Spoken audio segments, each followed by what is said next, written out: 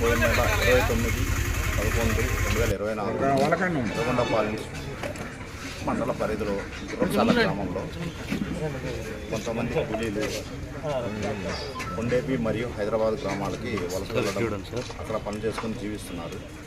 వాళ్ళ యొక్క వస్తువులు, ఆర్టికల్స్, విలువైన వస్తువులన్నీ కూడా వాళ్ళ యొక్క గ్రామంలోనే వాళ్ళ ఇళ్లలో భద్రపరుచుకొని వెళ్ళడం జరిగింది.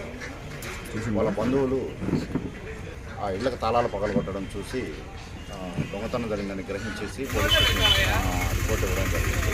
12 దొంగతనం జరగడం జరిగింది. ముండ్ల రామయ్య అతన్ని కులుకల విలేజ్, ఇతన్ని అరెస్ట్ చేయడం జరిగింది.